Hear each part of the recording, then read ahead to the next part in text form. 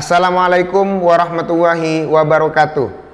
Perkenalkan, saya Fathur Rahman, salah satu dosen di Prodi Hukum Fakultas Ilmu Sosial dan Humaniora Universitas Ibrahimi Situbondo. Pada kesempatan kali ini saya akan menjelaskan tentang pernyataan diri dalam unjuk kerja Tridharma Perguruan Tinggi dalam bidang pengajaran. Saya akan menjelaskan soal deskripsi mata kuliah yang kami ampuh, yaitu mata kuliah Teknik Penyusunan Perundang-undangan. Mata kuliah ini merupakan mata kuliah wajib dengan bobot 2 SKS dan dengan 16 kali pertemuan. 16 kali pertemuan itu juga termasuk UTS dan UAS. Mata kuliah ini meliputi teori dan praktek yang kemudian nanti berisi konsep, prinsip, prosedur, teknik penyusunan, praktek harmonisasi, praktek penyusunan naskah akademik, dan praktek pembentukan peraturan perundang-undangan. Nah, adapun capaian mata kuliah Teknik Penyusunan Perundang-undangan ini, yang pertama, mahasiswa mampu memahami dan menjelaskan konsep, prinsip, prosedur, dan teknik penyusunan perundang-undangan. Yang kedua, mahasiswa mampu menganalisis secara detail produk hukum atau produk perundang-undangan, baik yang diterbitkan oleh lembaga legislatif atau oleh lembaga lainnya yang otoritatif. Yang ketiga, mahasiswa mampu menyusun naskah akademik dan menyusun berbagai peraturan perundang-undangan.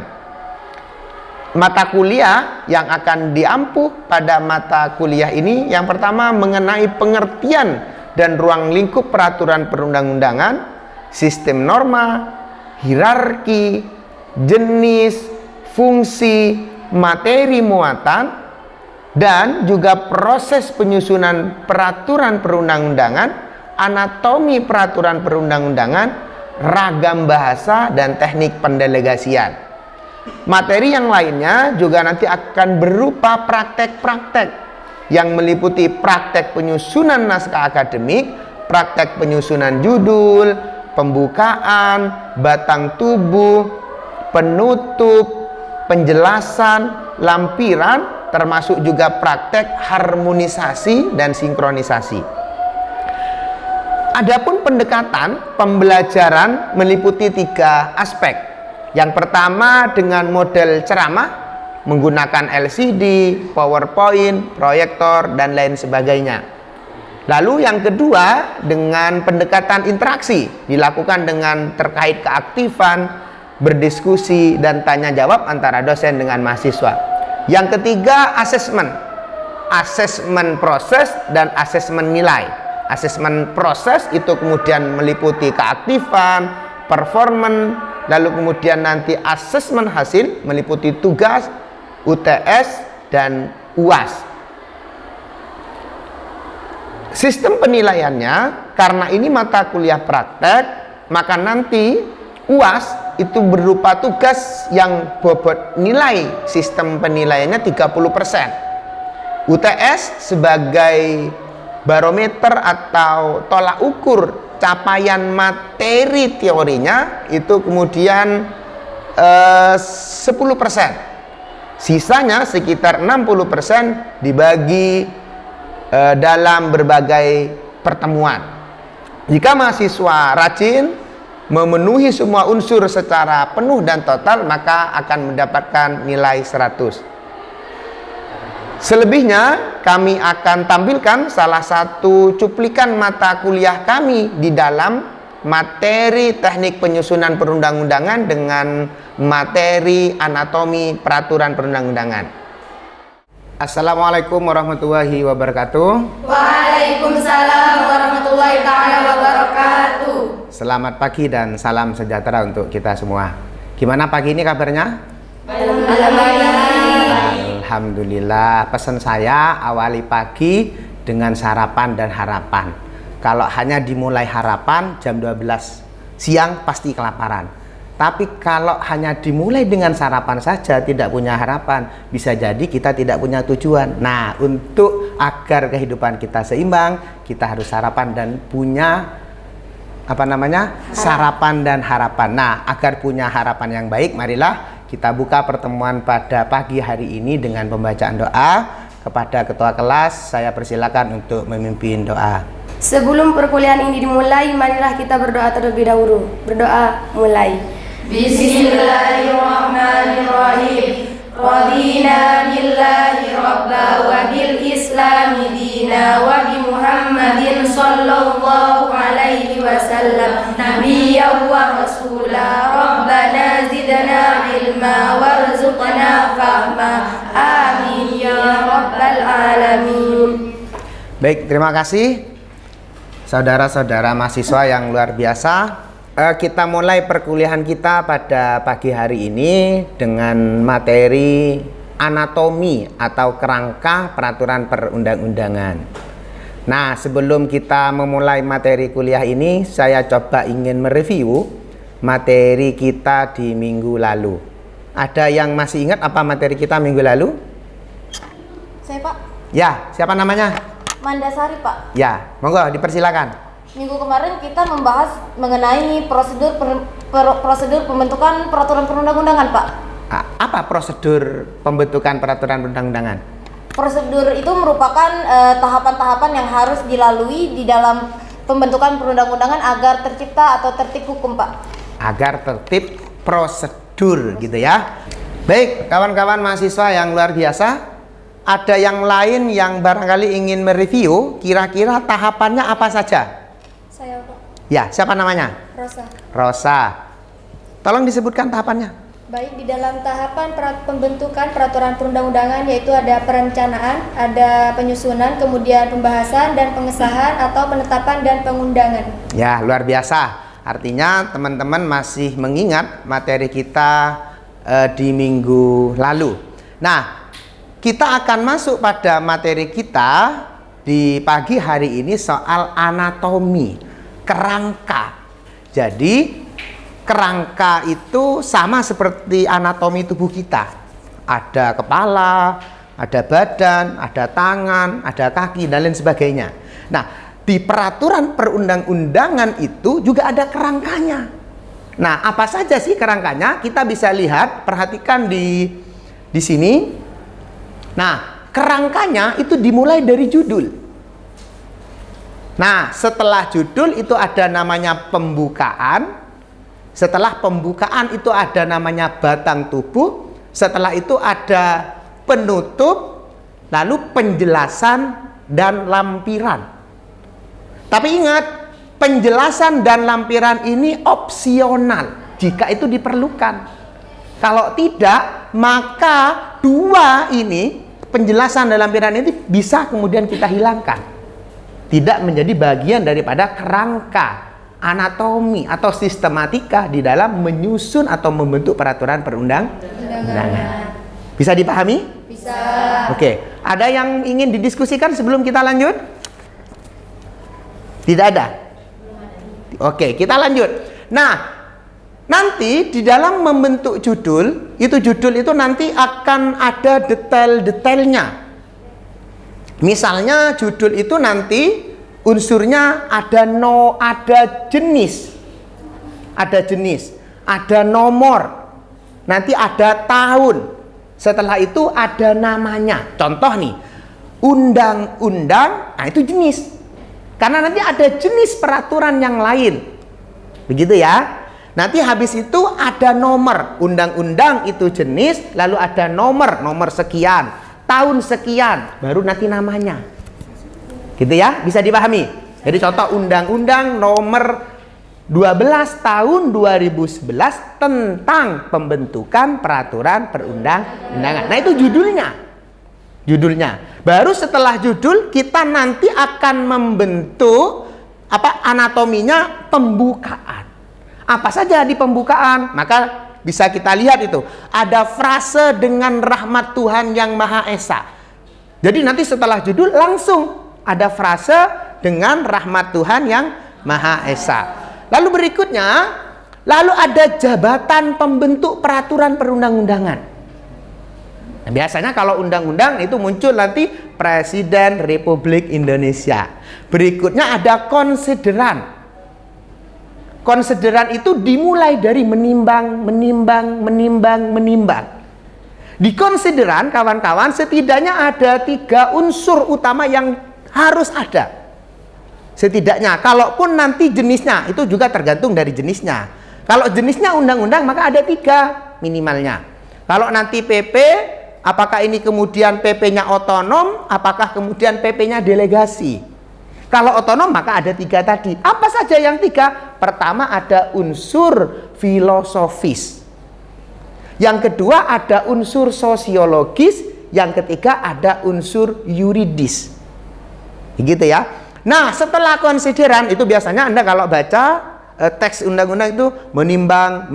Nah, itu namanya konsideran. Gitu ya. Lalu berikutnya itu ada namanya dasar hukum. Ditandai nanti diksinya mengingat. Mengingatnya dasar pembentukan, mengingatnya dasar lembaga pembentuk. Begitu. Berikutnya itu ada namanya diktum. Nah, keluar nanti diksinya apa namanya kalau diktum? Ada yang bisa bantu saya jawab? Setelah menimbang, mengingat, memutuskan, habis itu menetapkan. Nah, itu diktum. Itu diktum. Nanti kita akan pelajari tekniknya di minggu yang akan datang. Nanti karena materi kita nanti ini teori, lalu nanti kita prakteknya. Lalu yang ketiga itu ada namanya batang tubuh. Batang tubuh terdiri dari apa? Ada ketentuan umum, ada materi pokok yang kemudian ingin diatur, lalu kemudian ada ketentuan pidana, ada ketentuan peralihan, lalu yang kelima ada ketentuan penutup. Ketentuan pidana dan ketentuan peralihan itu sama seperti penjelasan dan lampiran. Apa berarti? Opsional. Artinya itu jika diperlukan, kalau tidak perlu dimasukkan. Nah, berikutnya setelah kemudian batang tubuh ada namanya penutup. Setelah penutup baru nanti ada penjelasan dan lampiran. Nanti di penjelasan itu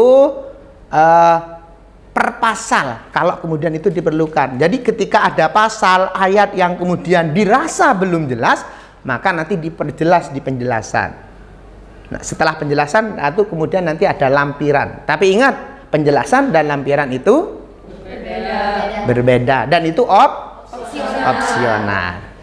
Baik, kawan-kawan mahasiswa, ada yang bisa kita diskusikan dari materi yang singkat ini? Ada, Pak. Oh ya, siapa namanya? Nabila, Pak. Nabila.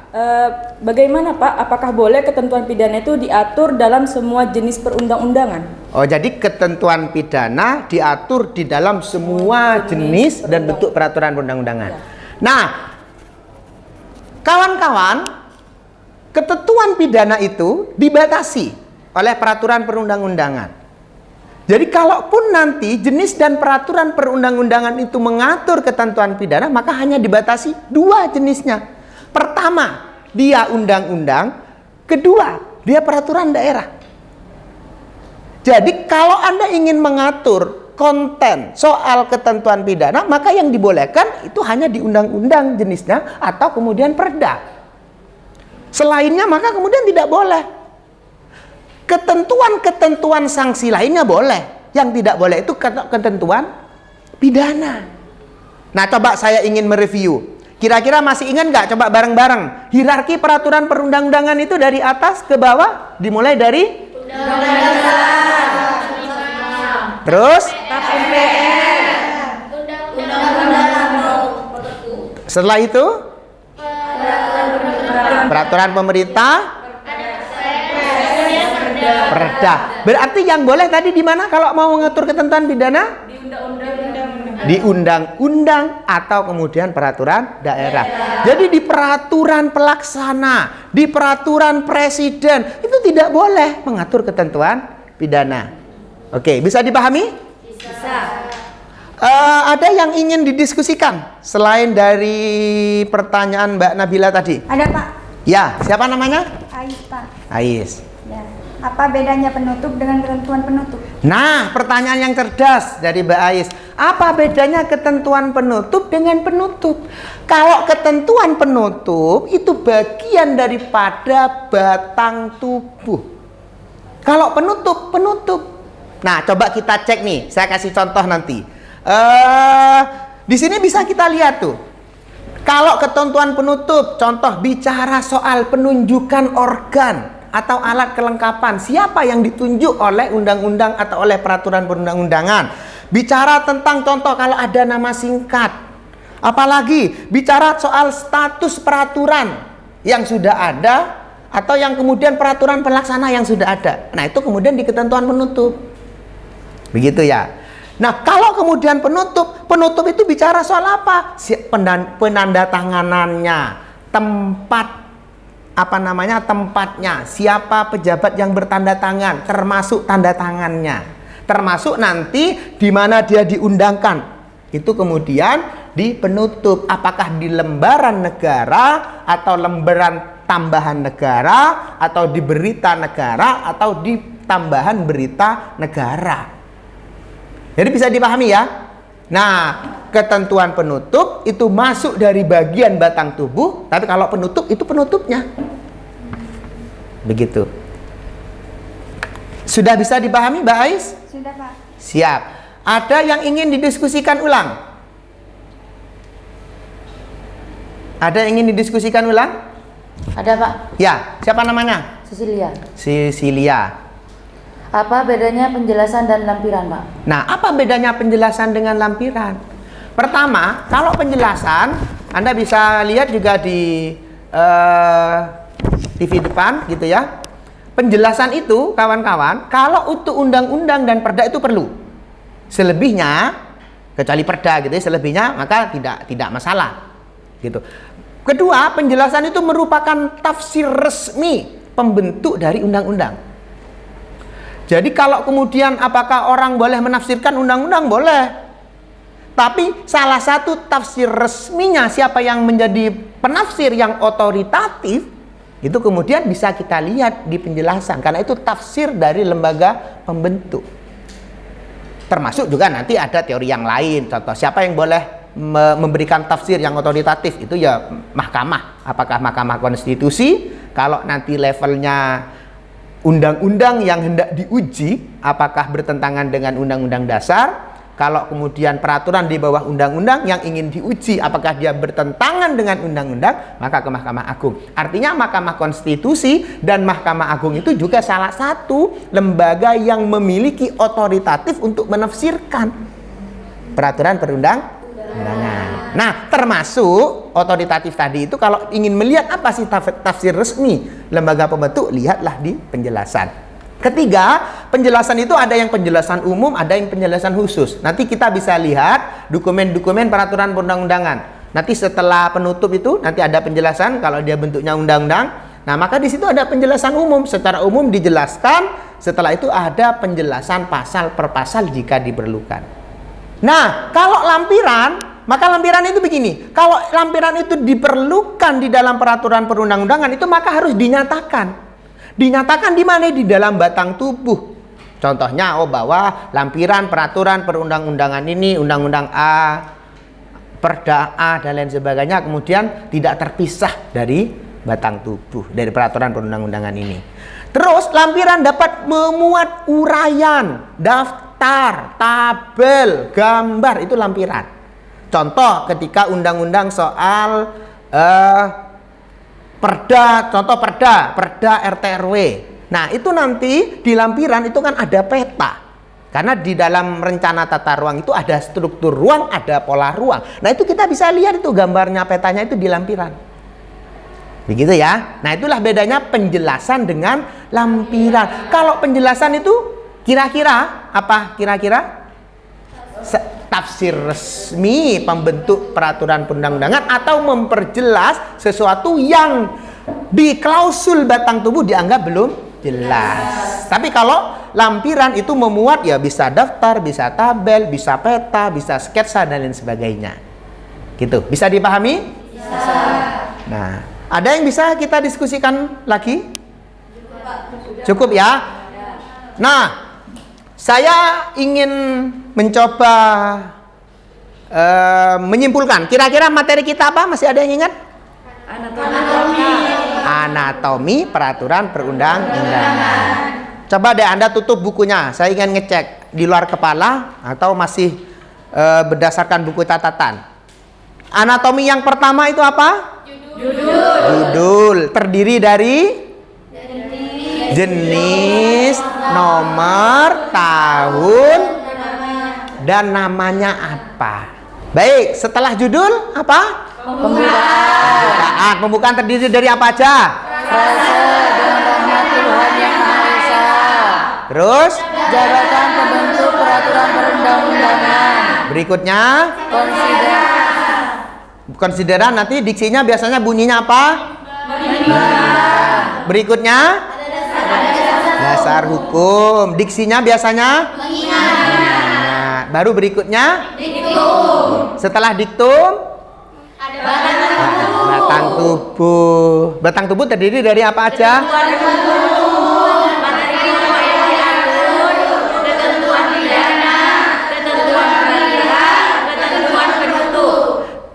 Ketentuan pidana dan ketentuan peralihan itu artinya tidak wajib. Ya, jika diperlukan tidak wajib. Baru setelah itu, setelah batang tubuh apa? Penutup. Setelah penutup? Penjelasan. Lampiran. Penjelasan dan lampiran itu sama seperti opsi. Nah, artinya tidak wajib. Gitu ya. Oke. Semoga bermanfaat kawan-kawan. Hanya itu yang bisa kami sampaikan. Nanti detail-detailnya langsung kita praktek di pertemuan setelah ini. Gitu ya. Jadi praktek bagaimana nanti membentuk pembukaan. Pembukaannya banyak. Bagaimana nanti kalau kemudian membentuk judul. Judulnya juga banyak. Kalau judulnya undang-undang tentu berbeda dengan nanti undang-undang pencabutan atau undang-undang penetapan Perpu menjadi undang-undang. Soal hukum internasional ditetapkan menjadi undang-undang itu juga berbeda dalam membentuk judul. Nanti kita praktek. Semoga diberi umur panjang. Amin. Semoga diberi kesehatan. Amin. Dan kesuksesan menanti kita di masa depan. Amin. Hanya itu yang bisa kami sampaikan. Kalau ada yang salah saya mohon maaf. Sebelumnya saya minta kepada ketua kelas untuk menutup pertemuan pada pagi hari ini. Kepada ketua kelas kami persilakan.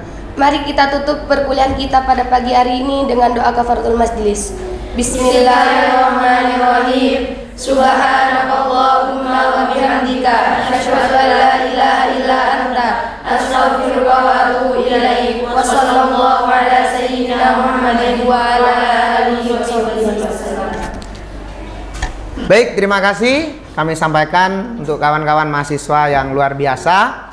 Pertemuan kita minggu depan itu akan membahas tentang ragam bahasa peraturan perundang-undangan, termasuk juga bagaimana nanti teknik pendelegasiannya. Gitu ya. Saya harap teman-teman nanti baca buku di perpustakaan atau dimanapun, berbagai referensi yang ada tentang materi kita.